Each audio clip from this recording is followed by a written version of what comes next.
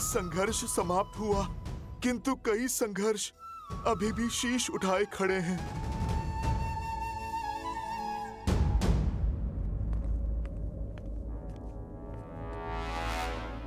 लंकेश से लेकर प्रभु श्री राम तक इस युद्ध भूमि में मैंने कई महारथियों को अपना कौशल दिखाते देखा है, और तुम दोनों को देखते ही मैं समझ गया हूं, ये साहस, ये बुद्धि, ये सामर्थ्य कोई साधारण बात नहीं।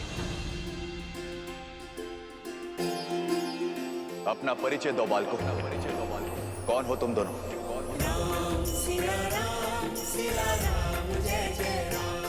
लगता है युद्ध का शंखनाद वाद विवाद के साथ ही शांत हो जाएगा। मैं जानना चाहता हूं, ये सामर्थ्यवान बालक किस कुल से हैं? सामर्थ्य, साहस, बुद्धि कुल से नहीं, धर्म की रक्षा करने से आते हैं राक्षस राज। धर्म के विरुद्ध खड़े होने से नहीं। और हर योद्धा का परिचय होता है उसके शौर्य। और हमारा परिचय धनुष दे चुका है। इससे अधिक जानकर आप करेंगे भी क्या लंका नरेश विभीषण जी?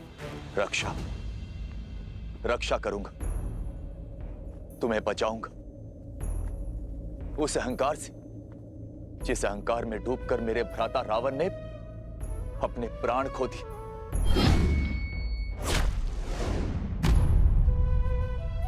मैं हमेशा उन्हें समझाता रहा, उन्हें धर्म के मार्ग पर लाने का प्रयास करता रहा, किंतु मेरे भाई ने मेरी एक न सुनी और उस अहंकार में अपने प्राणों से हाथ धो बैठे।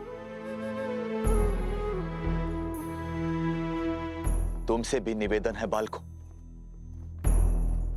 जो अनर्थ करने जा रहे हो उस पर विराम लगा दो। सावधान लंकेश विभीषण, हमारे पवित्र उद्देश्य को उस पापी रावण से जोड़ने की भूल मत कीजिए। हमारा लक्ष्य धर्म संगत है। समय निकला जा रहा है। यदि अश्वमेध यज्ञ विधिवत पूर्ण न हुआ तो महर्षि राम की ख्याति पर प्रश्न चिन्ह लग जाएगा। ले जाइए वानर राज सुग्रीव को और शीघ्र अतिशीघ्र श्री राम को युद्ध के लिए भेजिए।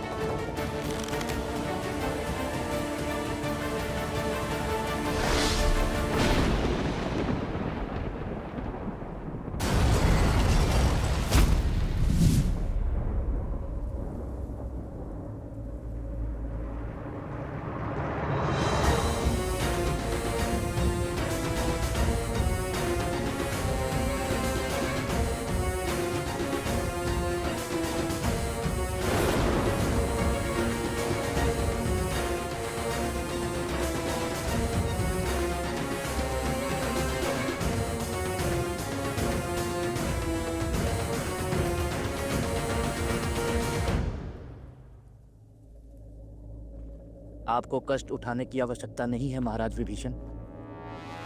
इन उद्दंडियों को दंडित करने के लिए तो मैं ही पर्याप्त हूं। मैं किष्किंधा युवराज प्रभु श्री राम का सेवक बाली पुत्र अंगद तुम दोनों को ललकारता हूं। अहो भाग्य हमारे जो आप यहाँ पधारे। आपसे मिलने का शुभ अवसर भी प्राप्त हो गया। हमारा प्रणाम स्वीकार कीजिए युवराज अंगद।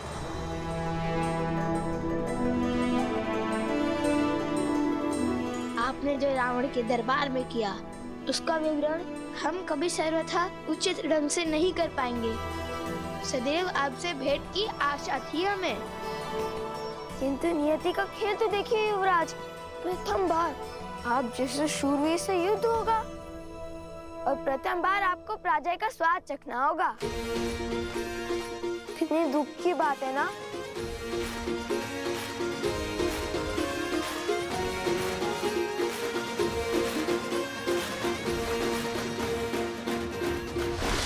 भ्रम में मूर्ख रहते हैं।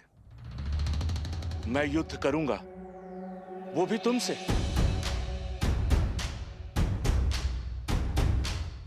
तुम्हारे लिए तो मेरा ये पग ही काफी है। ये वो पग है जिसे महाबली रावण भी हिला नहीं सके थे। चाहकर भी राम काज रोक नहीं सके थे। यदि तुम दोनों मिलकर मेरे ये पग हिला सको तो कदाचित तुम्हें मुझसे युद्ध करने का अवसर प्राप्त हो जाए, और यदि असफल रहे तो अश्व को इसी क्षण छोड़ दोगे। आप भूल रहे हैं युवराज, अब भी काज श्री राम का था और आज भी श्री राम का है। किंतु उस दिन धर्म का पग था जिससे रावण का अभिमान न हिला सका। आज अभिमान से भरा पग जमा है। हम धर्म सेवक इसे अवश्य उठाएंगे, क्योंकि इस बार धर्म हमारे साथ है। इसका निर्णय अभी हो जाएगा। आओ और दिखाओ अपना बल।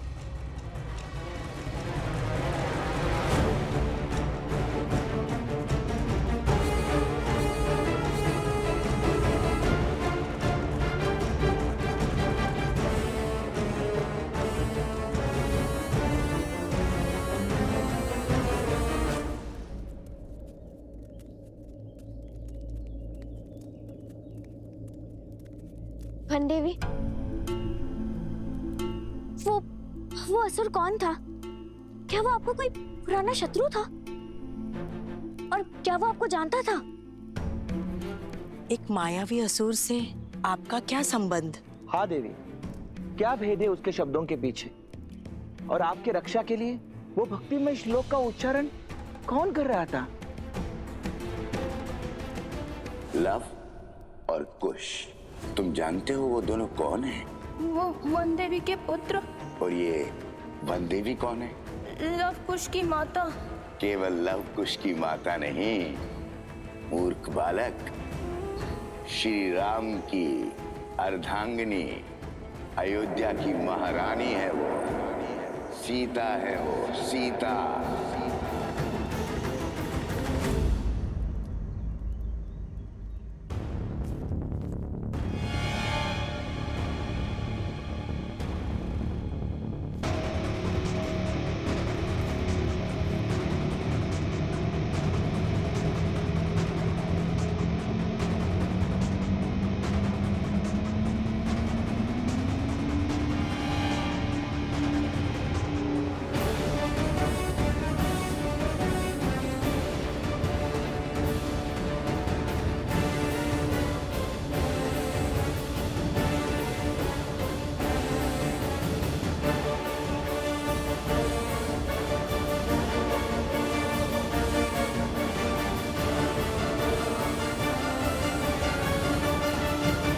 हे माता, अभिमान के इस पग को हिलाने की शक्ति देना।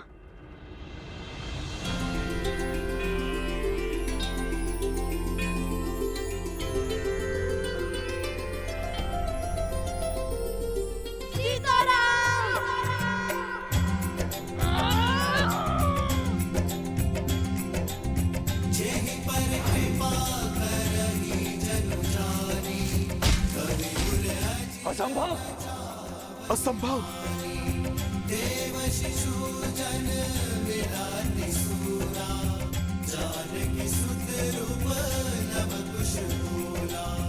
कहा था ना मेरे अनुज ने, इस बार धर्म हमारे साथ है, वन देवी के पुत्रों के साथ।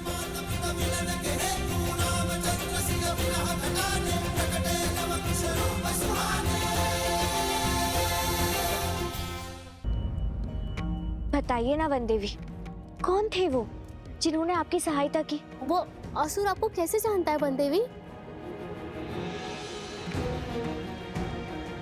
जो हुआ भगवान वाल्मीकि की महिमा से हुआ प्रसूता। और गुरुदेव, और रही बात मेरे परिचय की, तो मेरे जीवन का हर भेद स्वयं भगवान वाल्मीकि जानते हैं। जब वो आएंगे, जब उनकी इच्छा होगी, तो सभी प्रश्नों के उत्तर मिल जाएंगे। उचित कह रही हैं वनदेवी, शीघ्र ही भगवान वाल्मीकि यहाँ पधार कर आप सभी के प्रश्नों का उत्तर दे देंगे। आप सभी मेरी बात ध्यान से सुनिए। आज जो भी हुआ वो संकट का सूचक है, और संकट मुझ पर है और मेरे कारण पूरे आश्रम पर। क्षमा मांगती हूं मैं आप सबसे, किंतु इस समय मेरे परिचय से अधिक महत्वपूर्ण आश्रम की रक्षा करना है। मैं जानती हूं आप सब मेरी चिंता करते हैं, परंतु मेरे लिए सबसे महत्वपूर्ण आप सबकी सुरक्षा है। इसलिए मेरी आप सबसे विनती है कि आज के बाद आश्रम के बाहर कोई भी बिना बताए ना जाए।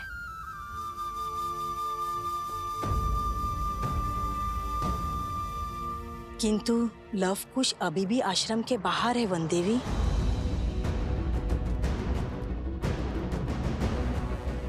लव कुश, कहिए अब तो देंगे युद्ध का अवसर।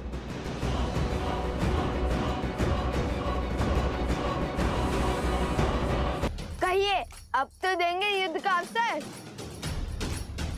हम भी तो देखे कि जिसके प्रहार ने लंका के हर असुर के मन में भय भर दिया था, उसमें भला कितना बल है।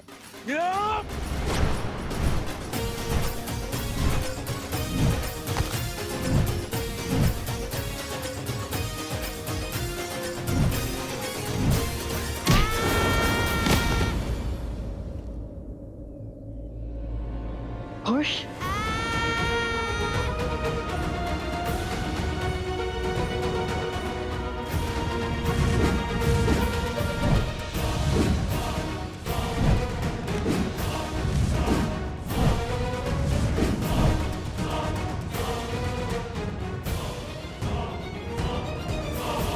अब भी समय है बालको, दे दो अपना पूरा परिचय। शांति से हर समस्या का हल निकल सकता है। हम भगवान वाल्मीकि के शिष्य माता वन देवी के पुत्र लव कुश हैं, और यही हमारा परिचय है।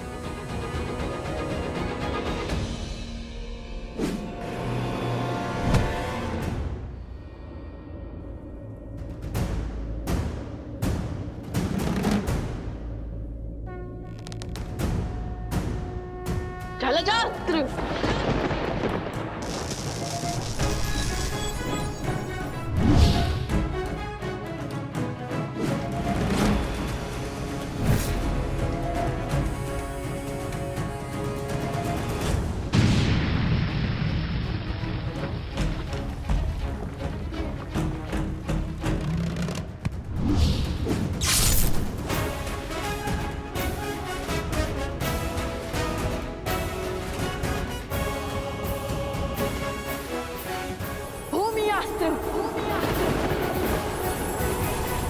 युवराज अंगद है तो प्रभु श्री राम के पक्ष में, किंतु प्रभु श्री राम काज के लिए हमें इन्हें भी रोकना ही होगा।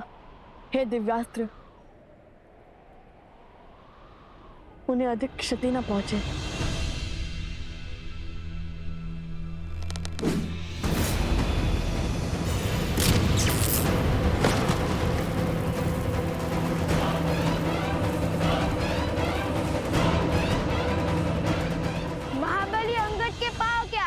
वो स्वयं संतुलन खो बैठे। आपकी बारी आ गई है महाराज विभीषण।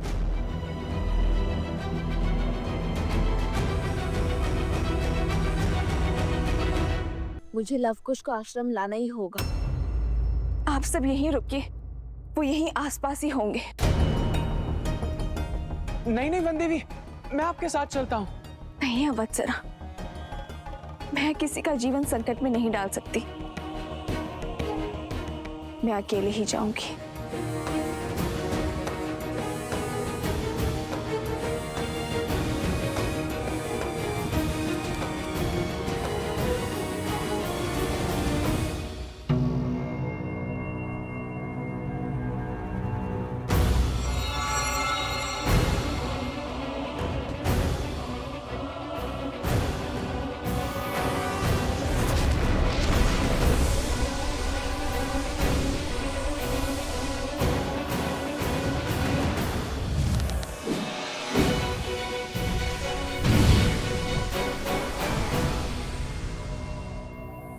कुश, इन सब का युद्ध कौशल तो राम कथा से जानते थे हम, किंतु ये तो ज्ञानी भी है और पराक्रमी भी।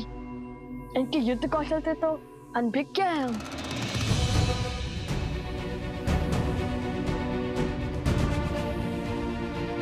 तुम्हें एक अवसर और देता हूं बालकों, अपनी हट त्याग दो। मैं प्रभु श्री राम से तुम पर दया करने का निवेदन करूंगा। इतने शूरवीरों की अवस्था देखकर भी हमें पीछे हटने का आदेश दे रहे हैं आप? निवेदन तो हमारा है। जिस प्रकार अपने भाई के हाथों लंका से निष्कासित होने के बाद श्री राम की शरण में आ गए थे आप,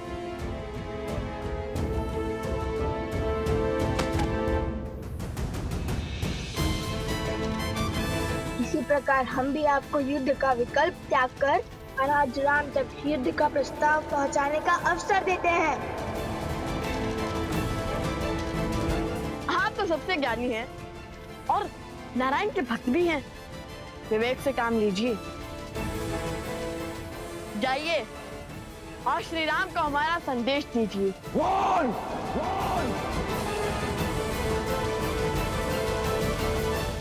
ये तो क्रोध से फुफकारने लगे और क्रोध ज्ञान पर आवरण डाल देता है और इनके ज्ञान की सौगंध तो संपूर्ण संसार खाता है। बल के साथ साथ बुद्धि के भी धनी हो बालकों। ज्ञानी को क्रोध दिलाकर व्याकुल कर रहे हैं, किंतु कहीं क्रोध का आवेग विभीषण जी से कुछ अनिष्ट ना करवा बैठे। बालकों, जब तक मेरे तन में प्राण है, प्रभु श्री राम यहां नहीं आएंगे।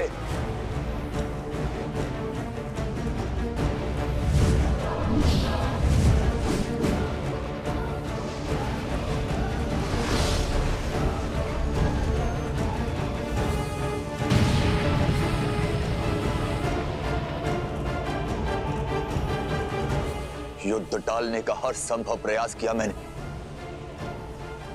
किंतु तुम दोनों ने मुझे विवश किया युद्ध करने के लिए।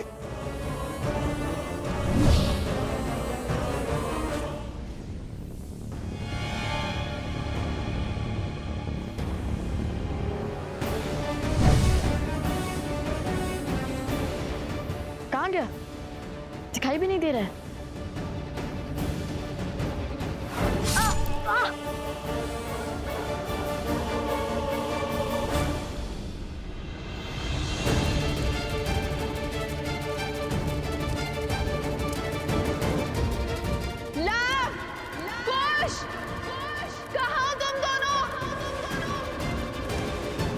कुश की सुरक्षा चक्र में हमें न और क्रोध मिलाना होगा। कुश, हमें इस सुरक्षा कवच से बाहर निकालना होगा इन्हें।